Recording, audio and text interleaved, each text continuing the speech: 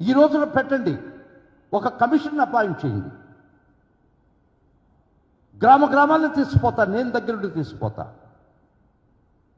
ఎన్ని గ్రామాల్లో ప్రజలు తరివేసి వాళ్ళ ఆస్తులు స్వాధీనపరుచుకొని వాళ్ళ పశుగడాదులను మీరు లాగేసుకొని వాళ్ళ ఇళ్లను మీ స్వాధీనం చేసుకునేటువంటి గ్రామాలు నేను ఎన్ని చూపిస్తానో రండి, ఎవరైనా రండి. ఈ వ్యవస్థ మీద నమ్మకం ఉండే ఒక కమిషన్ రండి, పోదాం, చూస్తాం, ఆంధ్ర రాష్ట్రం అంతా తిరగదాం.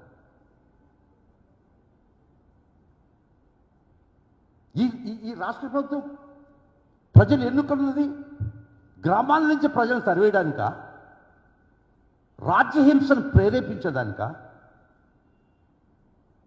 మీకు ఓట్లు అయినటువంటి వర్గాలను సమూలంగా నాశనం చేయాలన్నట్టు ఒక ఉద్దేశంతో మీరు అధికారంలోకి వచ్చారా? నిన్నటికి నిన్న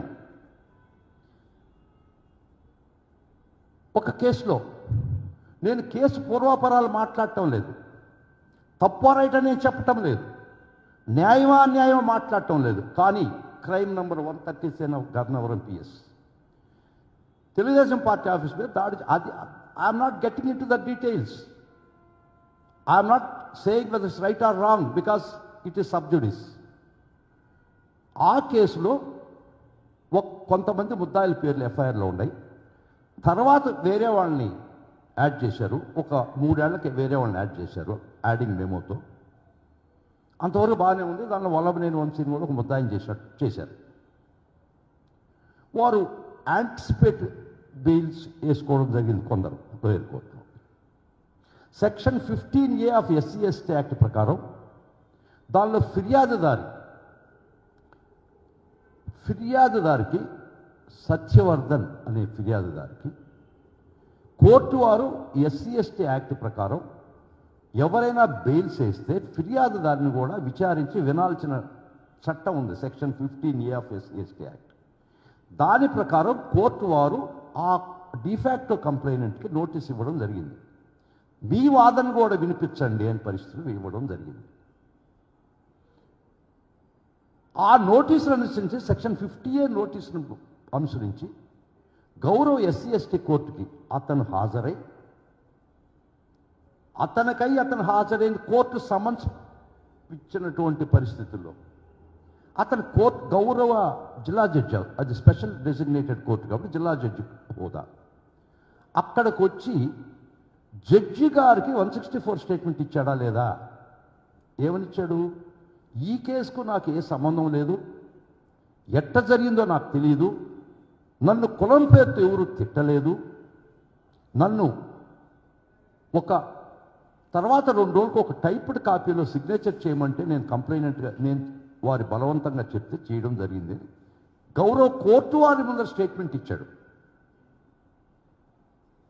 కోర్టు వారు సమ్మన్ చేస్తే అతను పోయి కోర్టు వారికి నిజానిజాలు చెప్తే అది పక్కన పెడదాం, అది కూడా అవుతుంది. దానికి ముందర 2023వ సంవత్సరంలోనే పోలీసులు అతను విచారిస్తే అతను ఇచ్చినటువంటి వాంగ్మూలం 161 statement before the police on 23/10/2023 ఈ కేసులో నన్ను కులపరంగా ఏం తిట్టలేదు, నాకు వీళ్ళు గుర్తులేదు, నా చేత తర్వాత 2 రోజులకి సిగ్నేచర్ తీసుకున్నారు అని ఈ పోలీసు వ్యవస్థలో స్టేట్మెంట్ ఇస్తే 161 స్టేట్మెంట్ ఇచ్చాడా లేదా? This is the background. తర్వాత మొన్న 10వ తేదీ నేను చెప్పినట్టు జిల్లా జడ్జి గారి దగ్గరికి వచ్చి, స్పెషల్ డెసిగ్నేటెడ్ కోర్టు SC/ST దగ్గరికి వచ్చి కోర్టు సమ్మన్ చేస్తే వచ్చేటటువంటి సాక్షి తన తల్లి, నేను నా తల్లి ఆటోలో వచ్చాం, నేను వాలంటరీగా స్టేట్మెంట్ ఇస్తున్నాను, నన్ను ఎవరు కులం పేరుతో తిట్టలేదు, నాకు సంబంధం లేదు, నేను తర్వాత 2 రోజులకు నాకు స్టేట్మెంట్ ఇచ్చాను. గౌరవ జిల్లా జడ్జి దగ్గర, కోర్టు వారి దగ్గర సత్యవర్ధన్ స్టేట్మెంట్ ఇచ్చాడా లేదా? స్టేట్మెంట్ 10వ తేదీ ఇస్తే 11వ తేదీ కౌంటర్ వేస్తారు దానిలో పోలీసు వారు. దానిలో కూడా ఏం చెప్తారంటే అతన్ని ప్రలోభ పెట్టారు, అని చెప్పారే కానీ తర్వాత వాళ్ళ తమ్ముడు వద్ద బలవంతంగా ఒక స్టేట్మెంట్ తీసుకొని మా అన్నని చంపేయడానికి తీసుకుపోయారని చెప్పి ఒక స్టేట్మెంట్ ఇచ్చి ఒక కేసు క్రైమ్ నెంబర్ 86 రిజిస్టర్ చేసి, సరే ముద్దాయిలని చెప్పేవాళ్ళు వేటాడారు, పక్కన పెడదాం. ఒక్క సెకండ్ నాకు టైం ఇస్తే ఒకటి చూపిస్తాను. 1 సెకండ్ ప్లీజ్.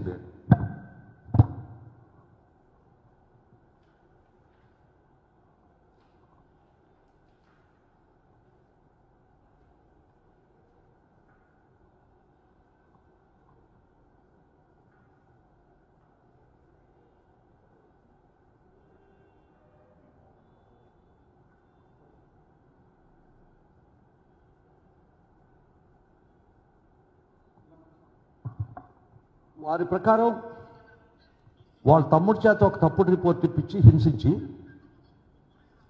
మా అన్నను చంపేసేదానికి కిడ్నాప్ చేశారు, సాక్ష్యం బలవంతం చెప్పించారని పోలీస్ వర్షంలో అతన్ని 2 days కిందట వాళ్ళ ఇంటిలో, వాళ్ళ బంధువుల ఇంట్లో అతను పోలీస్ దెబ్బకు భయపడి పారిపోయి విశాఖపట్నంలో వాళ్ళ బంధువుల ఇంట్లో అతను తలదాచుకున్నాడా లేదా? ఇది ఒక్కసారి చూడండి. ఒక ముద్దాయిని వేటాడి హింసించి లాక్కొని వచ్చినట్టు he was dragged like a dog.